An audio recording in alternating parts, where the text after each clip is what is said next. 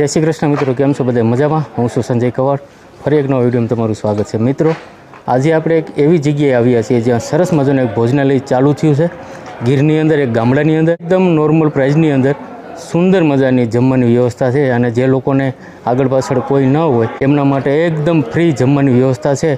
તો ચાલો આપણે જાણીએ તમામ વિગત, તમામ માહિતી આપણે એ ભોજનાલયની અંદર. તો આપણે છીએ ધાવા ગીરની અંદર.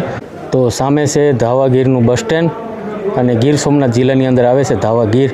અને સામે બસ સ્ટેન્ડ ચોક છે, ત્યાંથી થોડાક આગળ આવશો ને ત્યાં આવશે બેંક. ત્યાંથી આ મેઇન બજાર છે, આમ આવશો ને તમે એટલે સામે છે રામ મંદિર, એ પહેલાં આવી જશે અહીંયા ભોજનાલય.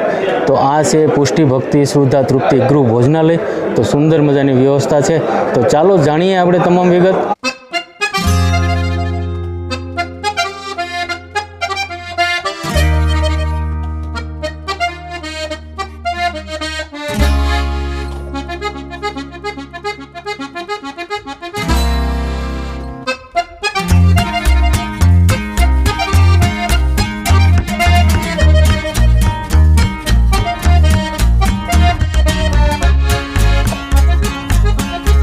આ અમારા ધાવાગીર ગામની આંગણે એક સુંદર મજાનું આયોજન, એટલે કે પુષ્ટિ ભક્તિ સુધા તૃપ્તિ ગૃહ.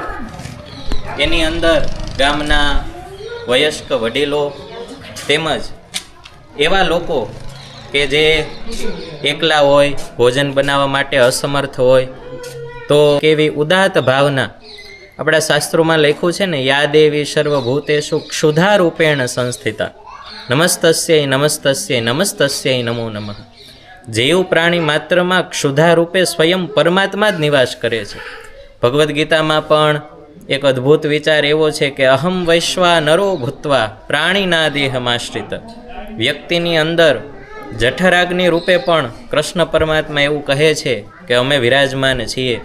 આ પરિવારના પુષ્ટિ સંભાવના કે ગામના વડીલો કે જેમના દીકરા વહુઓ અહીંયા ન હોય, તેમજ જે અસમર્થ હોય, એકલા હોય, કોઈ કારણોસર ગામમાં એકલા રહી ગયા હોય, તો એમનું સન્માન અને સન્માન જળવાય.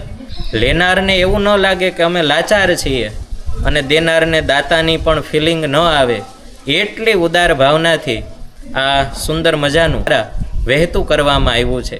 અને ખરેખર આજે સમગ્ર માનવ સમાજ માટે આ એક ઉદાહરણ પૂરું પાડી શકે એવી ઘટના છે.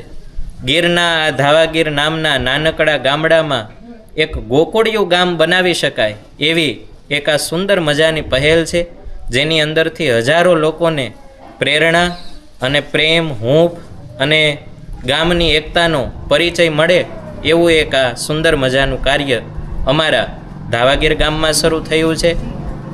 ગામના એક યુવાન તરીકે આ કાર્યનો પણ મને આનંદ છે, અને અમારું ગામ એક આવા સુંદર મજાના કાર્યમાં નિમિત્ત બન્યું છે એનું અમને ગૌરવ છે.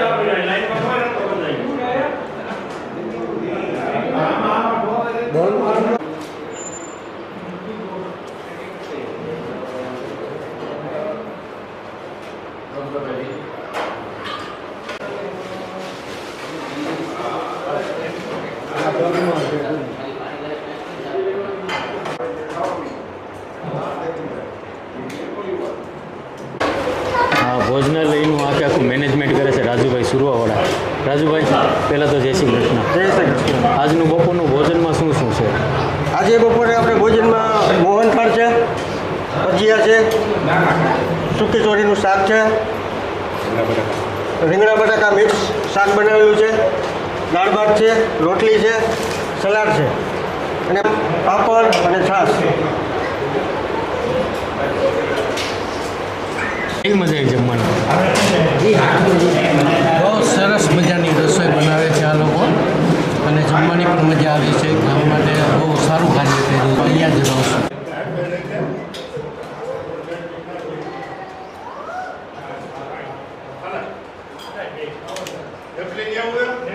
જમવાનું બહુ સરસ છે હો. એમાં રોટલી, શાક છે, 2 જાતના શાક છે, ભજીયા છે અને મોહનથાળ છે, સલાડ છે, છાશ છે.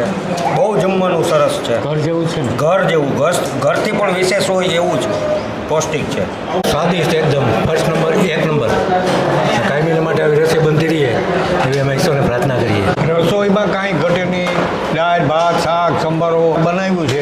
બહુ સારું કહેવાનું. આમ ચાલુ થયું તો હું આવું છું. મારું નામ કાનજીભાઈ લક્ષ્મીભાઈ બેરા. ભગવાન એનું સારું કરે અને બધી વસ્તુ સરસ છે. મારી ઘેરે નથી બનતી એવી અહીંયા બને છે અને આ કાયમને માટે હાલે એવું ગામ આખા આગળ.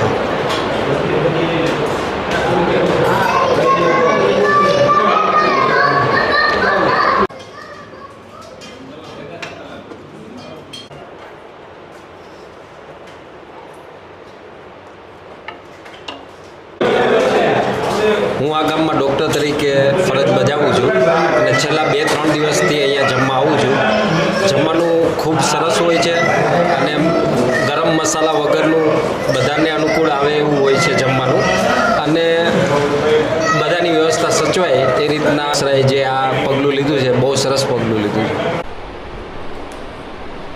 આજરોજ આ ધાવા ગામના આંગણે આવું સરસ મજાનું આયોજન કર્યું છે કે જેમાં ધાવા ગામમાં વસતા વડીલો અને વૃદ્ધ લોકો અને અશક્ત લોકો જેના માટે જે જમવાની વ્યવસ્થા થઈ જાય અને કોઈ ભૂખ્યું ન રહે એટલે છે અને મૂળ ધાવાના વતની છે તેમને આવો સરસ મજાનું આયોજન કરવાનો વિચાર આવ્યો અને એમના સહયોગથી પૃષ્ટિભક્તિ શુદ્ધાતૃપ્તિ ગૃહ એટલે કે આ જમણવારની વ્યવસ્થા કરી છે જે કાયમી માટે અહીંયા જમણવારની વ્યવસ્થા છે જેમાં વૃદ્ધ અને અશક્ત લોકો માટે 20 રૂપિયામાં જમવાનું મળે છે અને જે સશક્ત લોકો છે અને અહીંયા જમવું હોય તેમના માટે 50 રૂપિયામાં અને જેની પરિસ્થિતિ નથી અને જેને ખૂબ જરૂરિયાત છે એવા લોકોને નિઃશુલ્ક જમવા માટેની અહીંયા વ્યવસ્થા કરવામાં આવી છે. આ ખૂબ સારું આયોજન છે અને આપણે ત્યાં કહેવાયું છે કે અન્નદાન એ જ મહાદાન અને આમ પણ આપણી સૌરાષ્ટ્રની ધરતી એ તો અન્ન માટે અને અન્નદાન માટે ખૂબ જ પ્રખ્યાત છે. ત્યારે સૌરાષ્ટ્રની ધરતીમાં ઘણા બધા ધામોમાં પણ સદા માટે અન્નક્ષેત્રો ચાલતા હોય ત્યારે ધાવામાં આવું જમણવાર માટેનું સરસ મજાનું આયોજન કર્યું છે. ખૂબ ખૂબ અભિનંદનને પાત્ર છે અને ખૂબ સારી બાબત છે અને અહીંયા જે જમવામાં જે કોઈ લાભાર્થીઓએ લાભ લેવો હોય જરૂરિયાતવાળા લોકોએ લાભ લેવો હોય તો એમને જમવા માટે બપોરનું જમવા માટે 9 વાગ્યા પહેલાં મોબાઈલ નંબર અમારા છે 72 111 71 439 એના ઉપર જાણ કરવાની રહેશે અને જે મિત્રોને સાંજનું જમવાનું હોય તેમણે 4 વાગ્યા પહેલાં આ જ મોબાઈલ નંબર ઉપર જાણ કરવાની રહેશે અને આ ખૂબ સારું આયોજન છે, અભિનંદનને પાત્ર છે અને અભિનંદન અને પરમ કૃપાળુ પરમાત્માને આપણે પ્રાર્થના કરીએ કે આ અમારું જે સેવાનું કાર્ય શરૂ કર્યું છે એમાં એમની અમી કૃપા હંમેશા માટે વરસતી રહે અને પરમાત્માને પ્રાર્થના છે કે અમારું સેવા કાર્ય સતત ચાલતું રહે એવી શક્તિ અમને આપે અને આ ખૂબ સારા આયોજન માટે ફરી સમસ્ત ધાવા ગામના સહયોગ માટે અને અભિનંદન અને અમે લોકો પણ અહીંયા આજે આ સરસ મજાનું સ્વાદિષ્ટ અને પૌષ્ટિક ભોજન છે ઘરે બનાવેલું હોય એવું ઘર જેવું જમવાનું અહીંયા મળે છે તો તમામ લોકોને લાભ લેવા માટે પણ વિનંતી છે. અમે પણ આજે અહીંયા લાભ લેવાના છીએ અને આમાં સમગ્ર ગામને સહયોગ આપવા માટે ખૂબ ખૂબ વિનંતી છે. જય શ્રી કૃષ્ણ. જે તારીખ 27ના રોજ ધાવા ગામના આંગણે પુષ્ટિ ભક્તિ શુદ્ધાતૃપ્તિ ગૃહ શરૂ કરેલ છે. આ સેવા અર્થે કામ ચાલુ કરેલ છે તો આ કાર્યની અંદર બધા સહકાર આપો. આપણે ભગવાનની અગરબત્તી કરીએ કે ગમે ત્યાં જઈએ અને જાત્રા કરીએ પણ જે આ સેવાનું કાર્ય છે ને એ સત્કાર્ય છે અને જેવું બીજું કોઈ કાર્ય નથી તો આ કાર્યની અંદર બધા સાથ સહયોગભાઈ વતી દરેકને નમ્ર વિનંતી છે. આપણે સુંદર મજાનું ભોજનાલય નિહાળ્યું, ઘણી માહિતી લીધી અને દરેક ગામની અંદર આવી રીતના ભોજનાલયની વ્યવસ્થા થાય અને ગામના લોકોને ફાયદો થાય અને આવી રીતના કાર્ય લોકો કરતા રહે એવી પ્રેરણા સાથે આ વિડીયો બનાવ્યો છે. તો આ વિડીયો વધુ લોકો સુધી પહોંચાડો એ જવાબદારી તમારી છે. તો ચાલો મિત્રો આ વિડીયો આપણે પૂરો કરીએ. બધાને જય શ્રી કૃષ્ણ.